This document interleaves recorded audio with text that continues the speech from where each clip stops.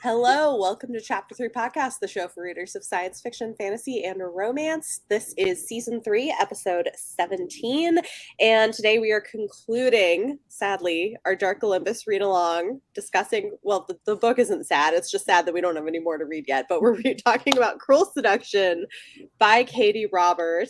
But as always, if you want to support what we do, you can always join us on Patreon or in channel memberships, and you will get access to exclusive bonus content for every episode. This episode, our bonus content is going to be talking about how our reading went in August and debriefing on the kind of insane, amazing readathon that Brianna created and became and sucked all of us into in the chaos. So that should be a fun time. So that's I tried to resist, and then two of you were hosting, and I was like, well, I guess I'm joining. Support. Fine. Oh my gosh. No regrets. Yeah, it was the time. No It was regrets. the time. No regrets. So we'll be discussing that. But first, Cruel Seduction. Y'all. So good. I love how messy it is. It is perfect kind of mess for me. It's Such the best a good kind mess. of messy. Yes. And I the thing agree. I is, loved in it. polyamory, in the beginning of polyamory in any relationship, there will be mess. That is the logistics of it. So the fact that Katee just went hard and gave us all the mess made my heart very, very happy. Mm-hmm. I really liked this one a lot. I think it might be my second favorite that Same. we've read. Yeah. It slightly edged out Psyche and Eros. Yeah. Yeah. Honestly, the more I sit on it, the more I'm just like, yeah, I really liked how messy this was. And unlikable heroine also. Yes. Yeah.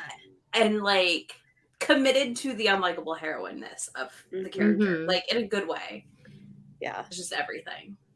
I think it works. I feel like the relationship dynamics really worked, and I liked the way the pairings fell down because you have the guys crossing swords, you have the girls doing their thing, but at the same time, both the guys want to be with her with Aphrodite, and so it all just works.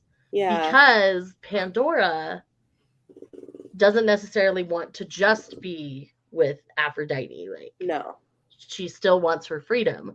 And so this works. So everybody's getting what they need out of it. And it's fantastic. Yeah. I like it. I kind of like that it's not all of them together and it's like closed. I don't know that I've really read that a lot though, especially in mainstream romance, something like this. There's actually not a polyamorous relationship like this. No, because people were mad at the end of Wicked Beauty because it was still an open polyamorous relationship, right? Like there were a lot of people who were like, that's not okay.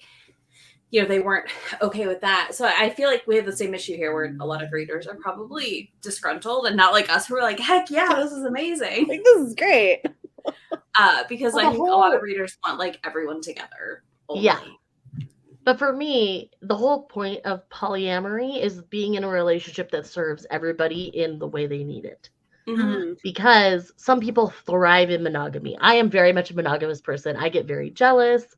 I don't like to share. It's the only girl thing, so I don't like to share. So I do well in monogamy. But one of my dearest friends is in a polyamorous relationship. And she is with a male and a female. And she thrives in that because they both give her different things. And so they're getting what they need from the relationship, and she's getting what she needs from the relationship with them. But her two partners are never together because her girlfriend doesn't do dick. That's the easiest way she describes it.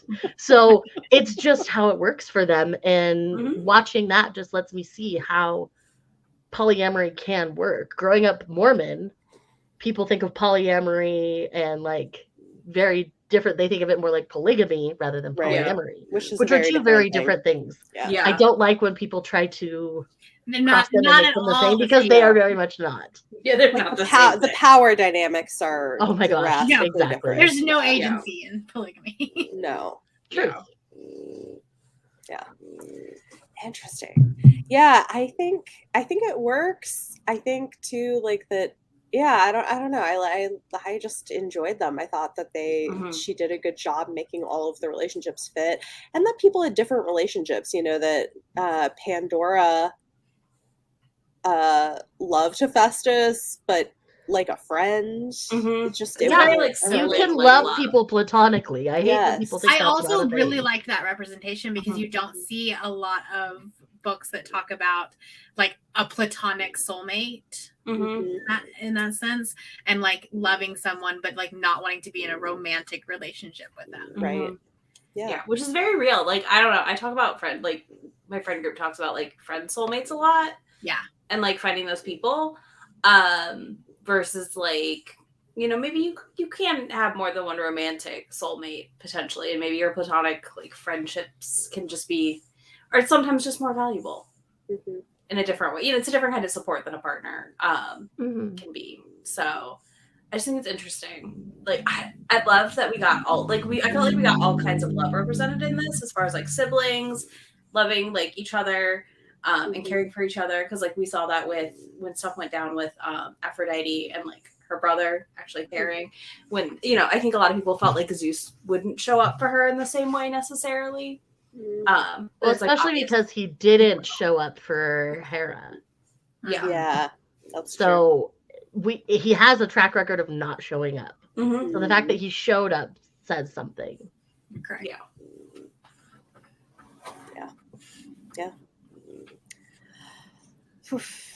I thought it was really interesting to see how like she chose to have like pre-existing relationships in this group, because that can be like really messy and can end up turning out really poorly if not done well. And I think it's one of those things of like she wrote it so well and it worked perfectly for this group. But I was going to say, we've seen Aphrodite and Adonis in other situations, and you saw them not working already. Right. So to have them come in, and then by adding 2 other people, they start working. And they're like, Hephaestus balances are crazy. Which he's his own brand of crazy. Yeah, he is. Yeah. That's the other thing, is you see what it's like when someone doesn't receive parental love young, and how they can latch on to the wrong kind of person because they bailed him out. That's true. I mean, Hephaestus was so loyal to Minos. What's his face? Minos. Yeah, this is true. He's so loyal to him for no good reason other than he bailed him out as a kid. Yeah. But like that's been 15 years now. You're a grown adult. You do not have to still be loyal to him. And the fact that Pandora has pointed that out over years, and now it's finally sinking in now that he sees the writing on the wall even more clearly. Like well, and he's shown like over and over that he actually like doesn't care about that loyalty to an extent, which I think is important for Hephaestus to see like long term. Well, it was a lot of like, you kind of saw his like deconstruction of that like relationship throughout the book, where like that arc on his own was fantastic.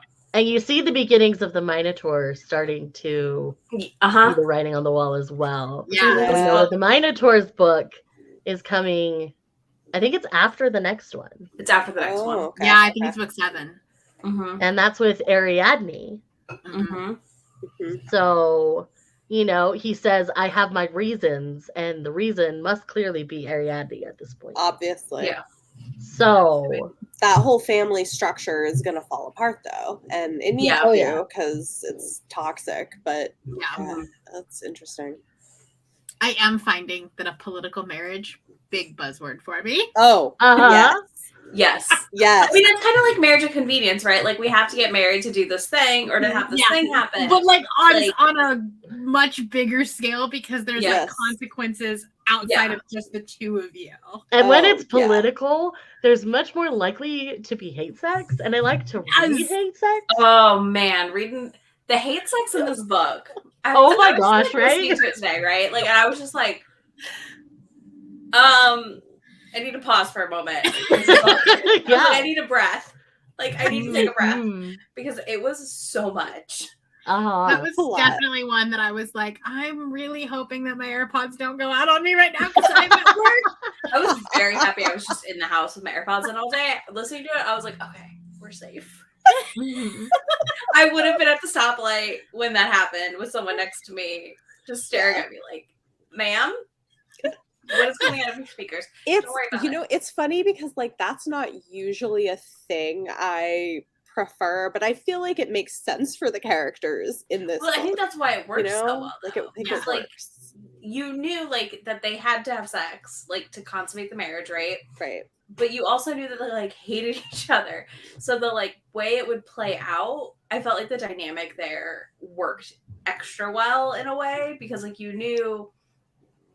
I feel like you kind of knew that Hephaestus was never going to force her into anything. Also, it's also Katee. So like Katee played really well with the like dubious consent element in the hate sex. I feel like, but also still because they both knew that they had a part to play and that they had to go this route.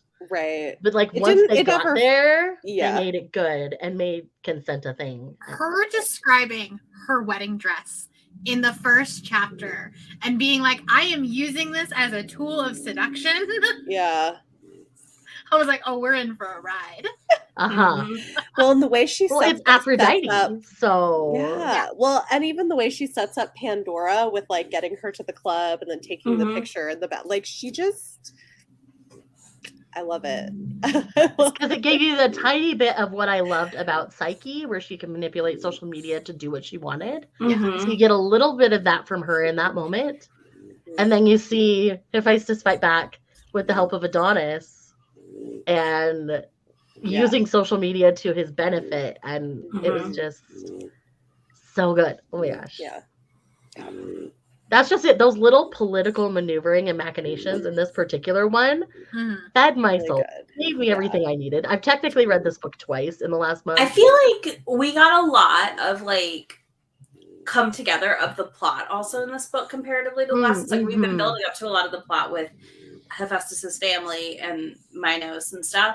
So like in this one, it felt like we finally were getting like, oh, we kind of get a feel that we know some of what's happening. We don't know fully yet. Yeah. But you're like, okay, they're bringing stuff into the ports. They have a secret basement room apartment thing where they're like planning things. And, you know, he's kind of like moving his pieces. And I felt like we were seeing that a little bit more. Because they're actually like in the story now versus being like in the competition.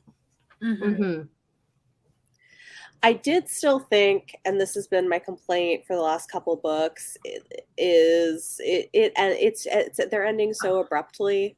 Yes. And that continues to bother me. I don't know why she keeps doing that. Like all the books are just ending so abruptly. Well, I think if you were reading them all in order, it would not feel so abrupt because you're immediately jumping into the next exciting thing in the next perspective. Which is maybe so there's not really a lot of downtime between books. Yeah, but I want a little bit of time, like even like a few pages a chapter, like some time with them together after. Like it's. I feel like we end with the couple together, and we're just like boom, next book. And that's it. Yeah. And I agree. An epilogue. Yes. Yeah. It needs an epilogue. They all need epilogues. Yeah.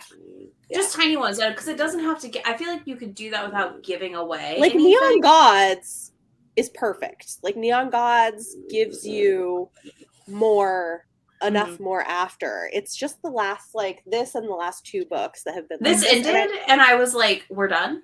Yeah. Like same as last one. I was like, "We're done." I do think that this one was better paced at the end than Radiant the last. Yeah. I'm looking up at my books. I'm like, what are the titles? Yeah. But I am kind of excited. Like once they all come out, I kind of just want to do like a whole weekend of just binging all of them. Just like straight. It would be a good reading weekend. Yeah. That'd be a great or a week. It'd be fun. You do it in a week. Maybe. Yeah. I would say it's 10 books. I would say a week. That's true. Probably finish 2 a day though. So I mean 5 days ish. A holiday weekend. There you go. There you go. But then again, your partner might not see you in that weekend if you do that. That's true. And I can read on the couch. It's called structured parallel play. They do their thing on the couch and you read on the couch. It's fine. Yes. Oh, you wanted to play video games? Yeah, great. Go ahead. Yeah, exactly. That's what my husband's always doing. That's what we do all the time. Like, that is just our norm. Yeah. Same. Yeah. Until one of us feels needy, then it's like, I want attention. Let's do something together. We do, like, we have one night a week scheduled where, like, we do something together. But otherwise, kind of like, whatever. Yeah. But I need that structure because otherwise I'll just get so into my work and then I'll go too far into being like, wait, we haven't talked in so like I don't know. I get that. Structure is good. Cool. Especially with the kids. Like, you need the time to just like be together. And that's just it. I don't have tiny humans stealing my right. I have cats. Helps. Helps. If we did, we have to have structure. But or like if he travels a bunch, we have that time. Like we set aside weekends to like just hang. So I do have like questions about the mechanics of that one scene with the three of them. Okay. Oh, with DP? Yes. I'm like, how? I don't know if can we say that on YouTube or are we gonna get in trouble if we say that? I don't know. We might get in trouble. We might get in trouble. We'll just call it DP. DP, okay. Very possible, Bethany.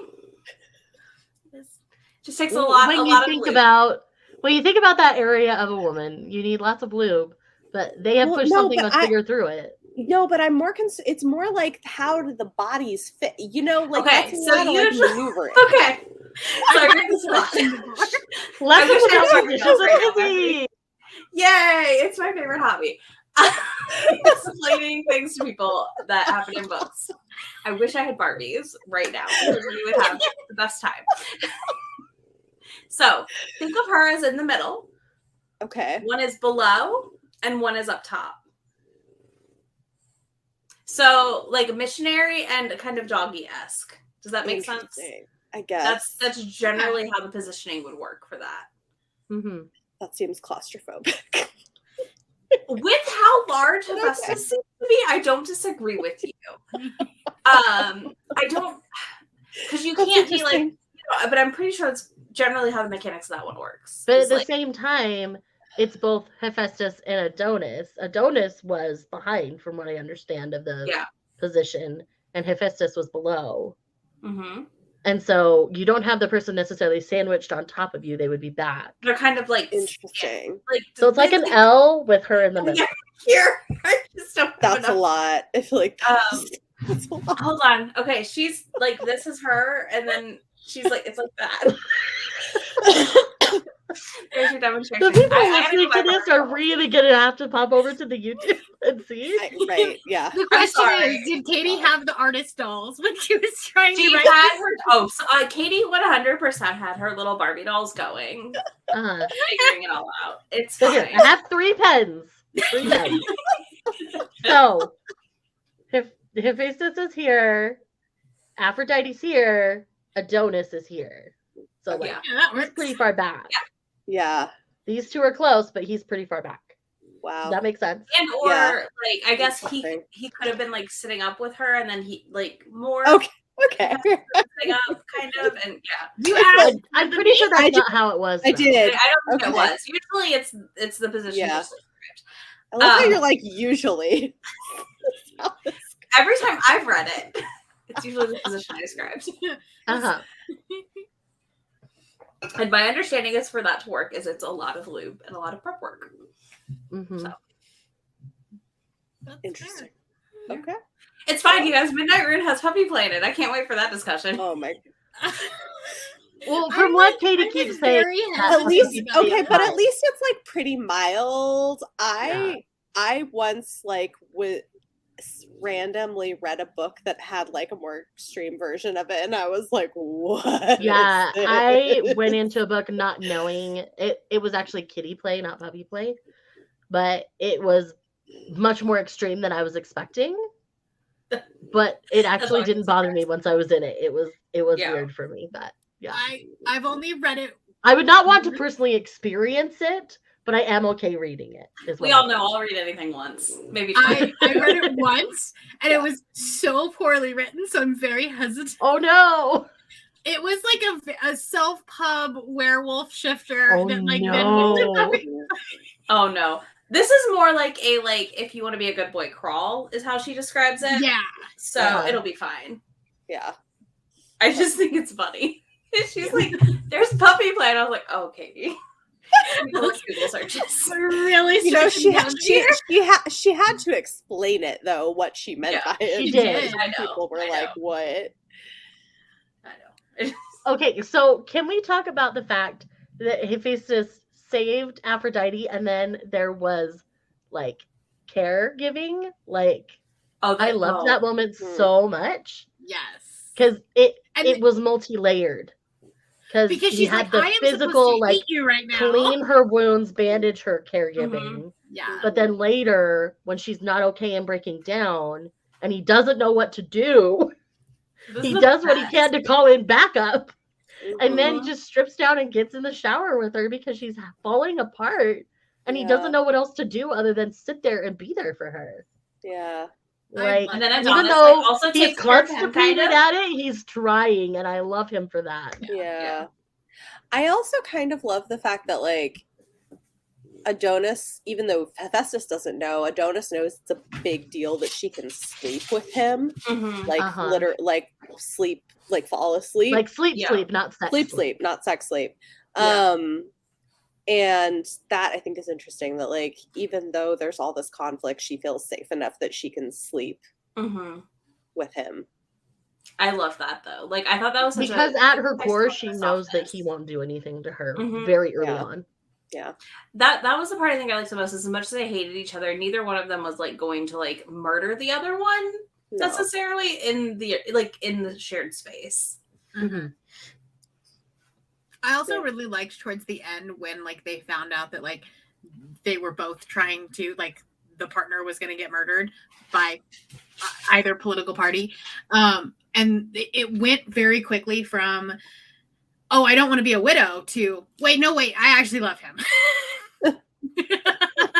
Because in that moment, they're like, oh, yeah, like, I don't want to be alone necessarily because I kind of like that I found a person. Yeah. And then they're like, oh, it's not just any person, it's this person. Yeah. Because I think that's very natural in a relationship. Because, like, when you're getting to know someone and dating, not that any of us have really been in that situation in many years. It's one of those things where I think Brianna was most recent in that situation for us.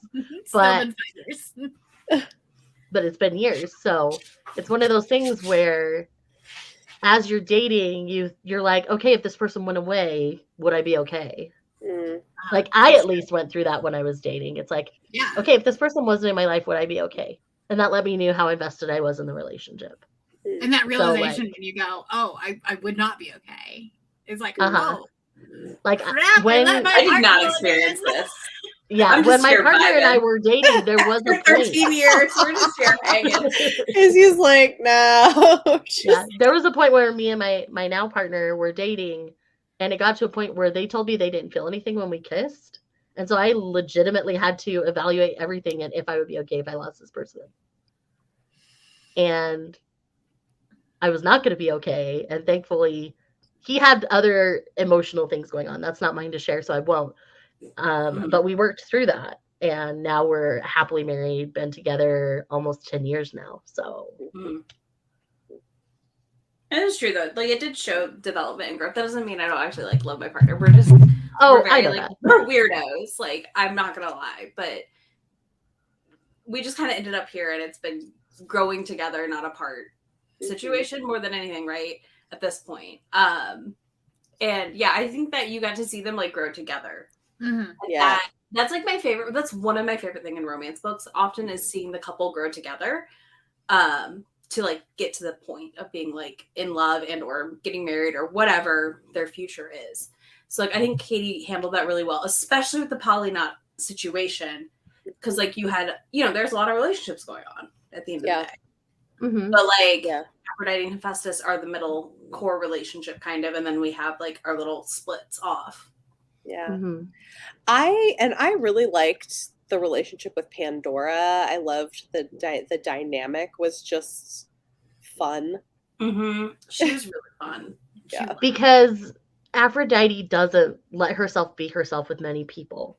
Yeah. And Pandora being an outsider means she doesn't have expectations of Aphrodite. And so she was able to let her guard down with her. And that is something that's so important in a relationship. If you can't let your guard down with your partner, you probably shouldn't be partners. Probably not. Yeah. And I think and slowly you see Aphrodite let her guard down around Hephaestus, and they grow together because they both let that guard down. And Adonis lets his guard down with Hephaestus, which is why they all work. It's true. This is true. I also think Pandora's like lack of investment into the political machinations of the world helps, because like she just does not care. She is like, listen, I just want you guys to be okay. And beyond that, I really don't give a shit. Yeah. And I felt that to an extent. I'm like, this is true though. Sometimes you're just like, I don't really care about this part. I just need these people to be okay, and I'm good. And I also like that we got some caregiving from Pandora, being like, you're the type that doesn't eat, huh? I'm going to take care of you. Yeah. And she's immediately like making sure she has breakfast, making sure she like sending her lunch. Like, it's great. Yeah.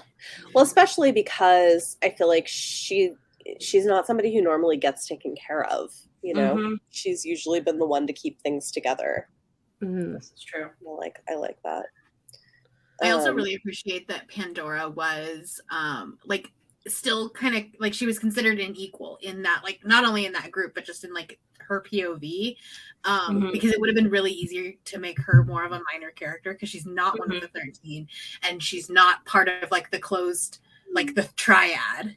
And so like it would have been easy for Katee to like not write her as much like into as much stuff, and I just really like the fact that like she's still an equal in this book.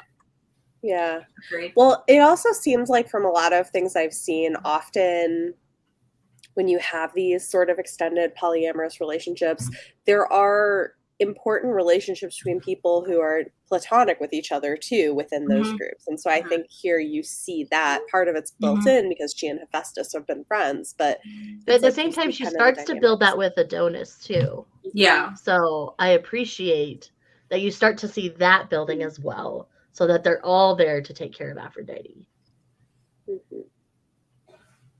Yeah, you do see her like blossom into that, and I loved getting to see like Adonis take care of Hephaestus some too in this, because like when he couldn't get up off the shower floor because of his knee and stuff, like the way that was all written was really, I felt like thoughtful to see like, you know, I know Aphrodite needs us in this moment too, but you also need me, so like just shut the fuck up.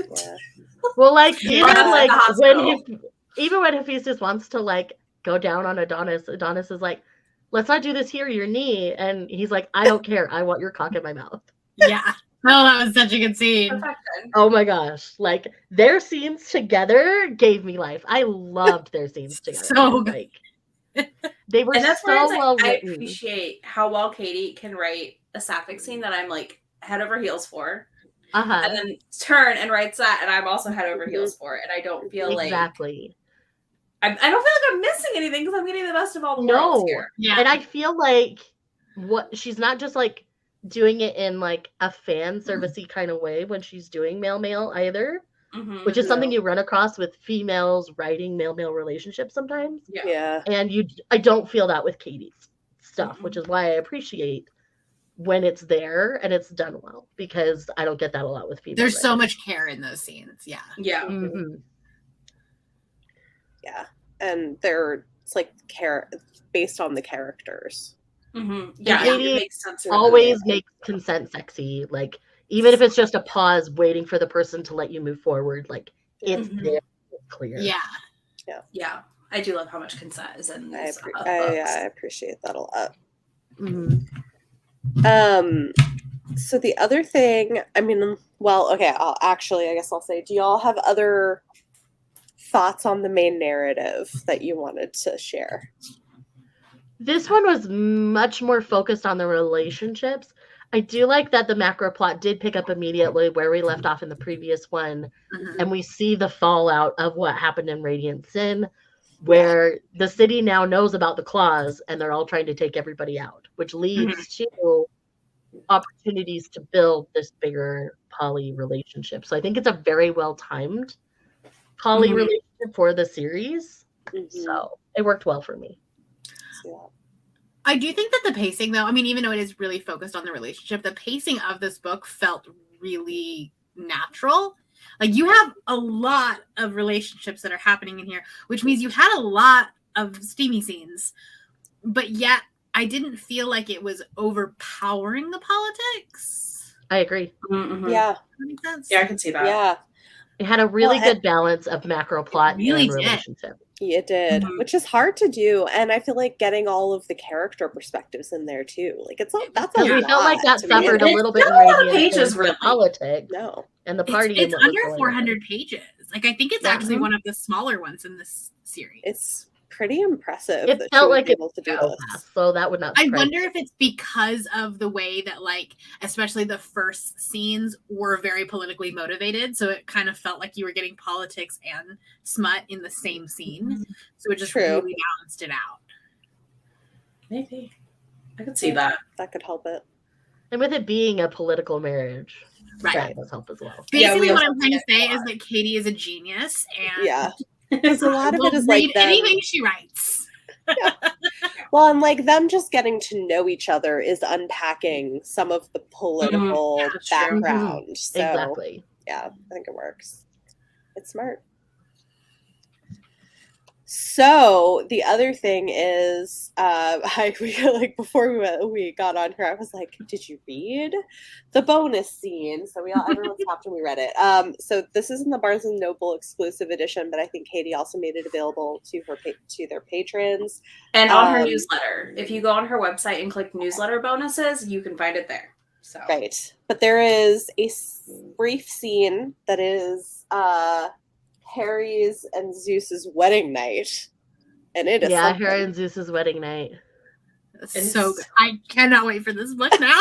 He is totally the Ice King, and I'm here Yes. for it. Like, yeah, even like as they're getting intimate, she talks about how cold he is, and I'm just like, excuse me. he's like hello, this is all I'm machine. getting. I'm so ready for their book. Yeah, And and she's she's so so angry sassy. that she's so angry that like he made her be into it when she was like, let's just get this. I over literally with just like, because we I'm have to so pissed he consummate gave the me 3 marriage. orgasms. How dare he? I'm gonna give him so much pain for every one of those. I love. So like one of my favorite things that happens in books is when it's stuff like this, and it's like, I'm not gonna kiss you on the mouth, but I'm totally gonna eat you out. Yeah.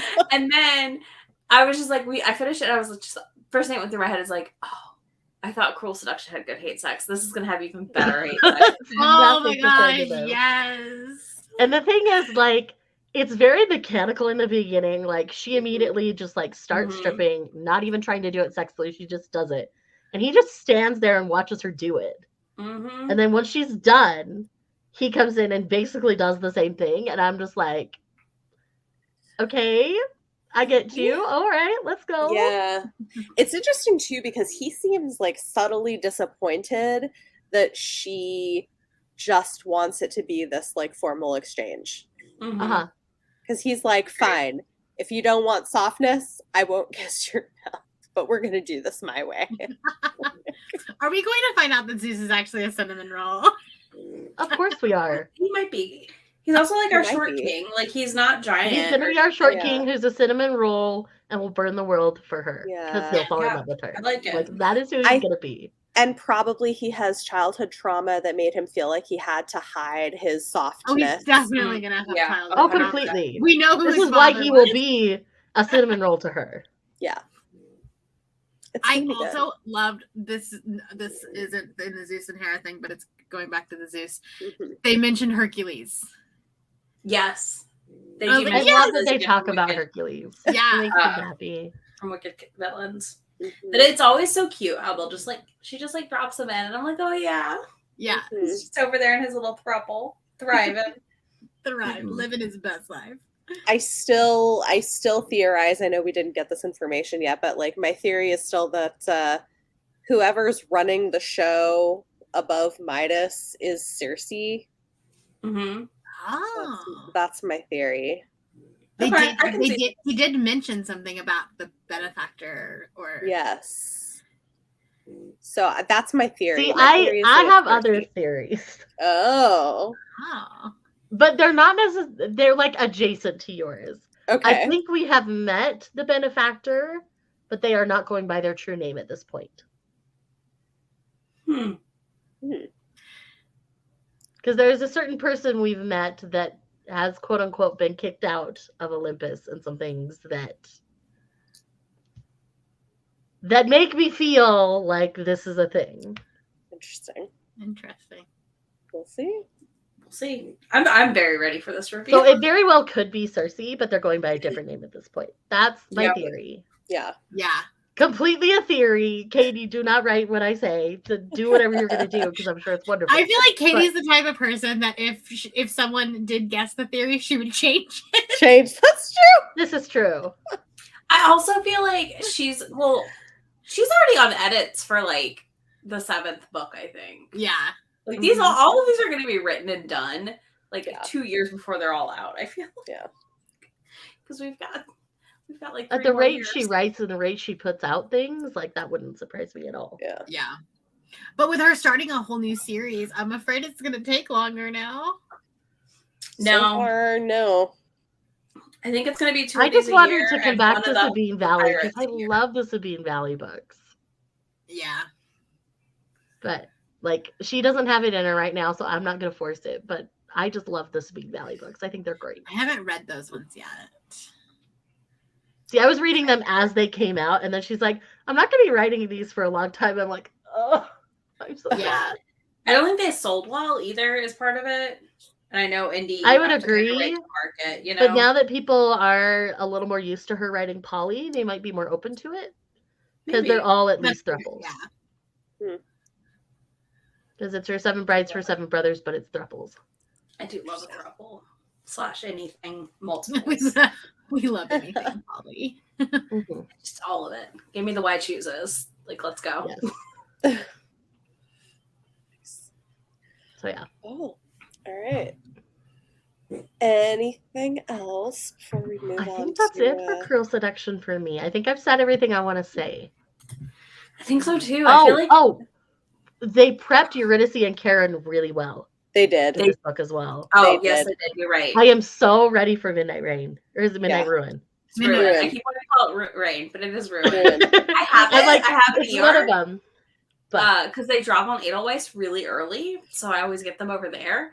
And I was like, maybe I read it, but I was like, but if you read it now, you're just gonna be waiting. You're gonna be waiting for so long. Yeah. And I was like, I'm gonna wait, but I might treat myself in December and read it. There you go. That sounds good. It comes out in like January. Because it comes out in January, so that would make sense. But I also like usually wait for the Libro arcs because we get audios from Libro usually every month, every time they come out. So I was like, well, I mean, you could always read it and then listen. And then like November, December, I read it, and then I re-listen to the podcast. There you go. Oh my Works gosh. for me. It'll be exciting. But this is it for this year. Yeah. It's been so fun. sad. I know. It's been fun to read them all though. It's been good. It has been. Yeah. So we are going to move into On My Radar, talking about new and upcoming book releases in romance we're excited about. But first, if you enjoy the podcast, we do always appreciate if you take a moment to rate and review us. We can reach more listeners, or comment below if you're watching us on YouTube with any thoughts on the episode. And if you're interested in getting exclusive bonus content with every episode, consider supporting us on Patreon or channel memberships. Huge thanks to all of our supporters, including our World Expander patrons. Stephanie, you'll make what we do possible. Really appreciate you. And again, this week's bonus content is going to be debriefing on the craziness that was the month of August with this readathon and highlights of our reading. And how Brianna made us all read way too many books. Way too many books. Sorry. Sorry, not sorry. Welcome. Sorry, not sorry. Listen, your TBR is much lower now. It's true. It's very true. It's very true. Okay, so I've got some things. I don't know I've what got everybody else at least has. one. Great. I'm opening my list now. Okay, well, I'll start with one. So, A Shot in the Dark by Victoria Lee is her first adult romance. She's written YA kind of like gothic, creepy stories stuff. This one follows two people finding love after struggling with addiction, but it's basically starts with a one-night stand between this woman and her soon-to-be art teacher, which she discovers when she goes to class. Like, she's going to be studying photography under him. So it's interesting. I've not heard about that one, so now I'm like, curious. Yeah. I think it's queer in some way, but I'm not sure exactly. Her stuff usually is. So yeah, I was like, her stuff. I haven't read her, but everything I know about her books in the YA market, at least, always featured queer. I've got a queer sapphic for you. It's Cleat Cute by Meryl Wilsner. This is a sapphic stalker romance. I'm reading it this month. I have an arc of it. And I'm like, It's reading supposed to it be based on Ted Lasso, yeah? It is. Yes, I'm getting there. It's Ted Lasso. It is not Jamie and Roy. It is Roy and Danny Rojas. Yes. So it is I Love Football heroine Football and is grumpy, Football is life. yeah, so we've got that, and then we have our grumpy, like, kind of grizzled player that is over it a little bit. I love it. Listen, I can't wait. So Phoebe's our young upstart on the national women's team, and Grace has been the star for 10 years and ends up injured with Phoebe taking her place. All I need after Ted Lasso ended. That's all I have. I know, I right? need it so badly. love it. I mean, I'm sure that we've talked about this one already, but Iris Kelly Doesn't Date comes out in October, which is the third. Iris Kelly. I still need to read it. I need had to. arc forever. I'm doing an anticipated arc release video, reading this one and Cleat Cute, just because I'm like, okay, I need to force myself to like read this right now. I just like I keep forgetting that I have the arc of it, but it's sapphic and queer, and I think like takes place at like a community theater. I think that's what it looks like. One of the characters is like an actor at a like regional type theater, so it'll be messy and fun, and I'm here for it. Nice, love it. Okay, so mine is going to be Kiss and Spell by Celestine Martin. I loved Wishful Thinking last year. Yes, so cute. And so hers this year is all about a witch without a spell and a prince in search of a kiss. So all Ursula Caraway wished for was to live happily ever after in her hometown of Freya Grove. The self-proclaimed Jersey Shore witch princess was set to begin her perfect life until a twist of fate changed everything. Now she's telling fortunes to the Love Lord, selling crystals at the local psychic shop, and reclaiming her missing magic. Ursula desperately wishes to shake up her life, so much so that she'll do just about anything, including befriending a very cute, very enchanted prince. Prince Xavier Alder needs to find the one, but his lack of social skills has made that a challenge, and being cursed by the fairy queen isn't helping either. So when Ursula, eager to believe in magic again, agrees to help Xavier find a perfect curse-breaking kiss before midsummer, it's the ideal opportunity for them to get what they want, so long as they don't let their mutual and inconvenient attraction get in the way. Like, I am here for it. It's like Frog Prince and a witch. Yes, please. Like, give me it sounds so fun. It sounds really cute. Mm-hmm. Awesome. I have My Rogue to Ruin by Erica Ridley. This is the next book in the Winchester series, which I'm loving. This one, though, they suddenly switched them to illustrated covers. Which, I don't know. It's kind of like mid. I hate when they do that. Right? I don't love it, but I do really like the series. In this one, the family's taken on a new case to expose a forger, but the prime suspect isn't at all what he seems, and our heroine is one of the sisters in the family who is disabled, but her cane is also a weapon. I think it's going to be great. I love that. It's fun. Yeah, these are fun. Okay, my last one I have is Time to Shine by Rachel Reed. This is a hockey romance. One of my friends read it who's also been in her hockey phase and actually was like, this is really good. So it like immediately took them onto my radar. Yes, of course it was Steph from Novelty Corner. Who else do I talk about hockey books? Nonstop. It's fine. This is a bromance turned romance, they're calling it. And it sounds really cute because basically one of the players is like new to the area and he has him move into his house, into his like big house with him. and it's their like friendship turned romance. I was like, that sounds precious. And it's like, hey, I don't want to be alone in this giant house. And why should you stay in a hotel? I have all this space. Come hang. But I think they're like not supposed to really hang out, like sort of thing. And then of course it blossoms to more. And I'm just like, it sounds really cute. And I'm really excited to give it a try. Nice. This one doesn't come out until January, but first off, the cover is gorgeous, and so I immediately looked at it, and it's technically YA, but I think it's upper YA, but it's called Most Ardently, by Gabe Cole Novoa, and it's a queer retelling of Pride and Prejudice with a trans boy. Ooh. It says, in this remix classic series, authors from marginalized backgrounds reinterpret classic works through their own cultural lens to subvert in the overwhelming cishet white and male canon. This bittersweet Pride and Prejudice remix follows a trans boy yearning for the freedom to live openly, centering queerness in a well-known story of longing and subverting society's patriarchal and cis-heteronormative expectations. Nice. I really like that series. I've been hearing I've never read anything from them. Oh, they're really good. There's a lot of the one that just is coming out this month, Teach the Torches to Burn, is like a gay Romeo and Juliet story. It's good. I really want to try the remix series. They look fun. I know the covers on all of them are so fantastic. Oh, Tasha Suri did one of them. Yeah. Wuthering Heights. Wuthering Heights, yeah. Yeah, it's good. Yeah. Yeah, they're good. All right. I've read them all. Yeah. The last one I'm going to talk about. Oh, sorry. No, you're good. They sent me the email with it, and I was just like, I don't even know what this is, but this cover I need. Love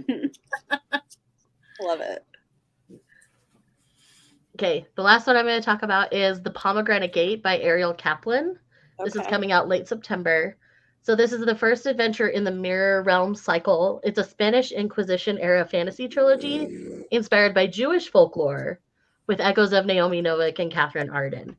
So that's all I needed to want to pick it up because I love Naomi Novik. I love Catherine Arden. Granted, I love Naomi Novik's more fairy tale stuff than her whatever her Dark Academia series was. That one did not work for me. There were some things that didn't work.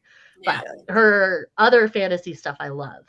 So this is feeling more that, and the fact that it's Spanish Inquisition era and Jewish folklore, like very interesting, makes me very interested. I hope it's well done. I'm excited to read it so I can find out. Nice. But yeah, that's end of September, so the 26th. Okay, I do have one more. So, so You Again by Kate Goldbeck. And actually I think it's one of the book of the month picks for this month too, but it's a gender flipped modern take on When Harry Met Sally. Okay. I've seen this cover and I keep seeing this book, so I'm very curious for someone else to read it and tell me if I should. Yeah, I have. So I have an arc of it because I went to an event for it.